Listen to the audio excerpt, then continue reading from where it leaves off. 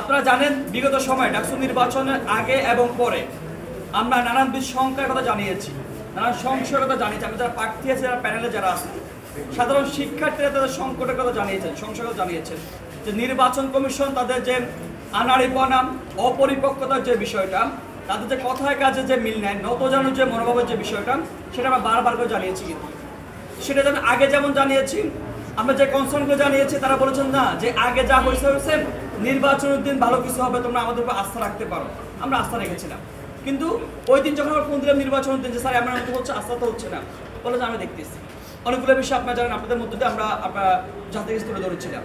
নির্বাচনের পরে কয়েকটা বিষয় নিয়ে আমরা কনসার্ন জানিয়েছিলাম। আমরা স্পষ্ট করে একটা বিষয় বলি যে আমরা নির্বাচিত প্রার্থীদের নিয়ে আমাদের কোনো কনসার্ন নাই। আমাদের কনসার্ন হচ্ছে নির্বাচন কমিশন এবং তার কার্যক্রম নিয়ে। শিক্ষার্থীরা কয়েকটা বিষয় দ্বারা সন্দিহান, সংশয়ের মধ্যে আছে গুটি কয়েকটা বিষয় নিয়ে।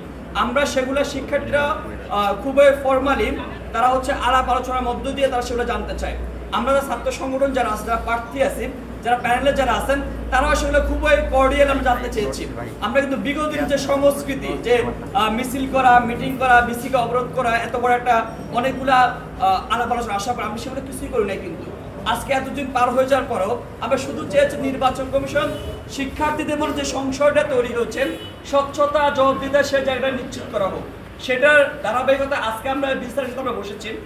আপনারা জানেন যে বিগত কয়েকদিন থেকে ফরমালি ইনফরমালি সংবাদ সম্মেলন কিংবা আবেদনের মধ্য দিয়ে আমরা আমাদের কনসার্নটা জানিয়েছি।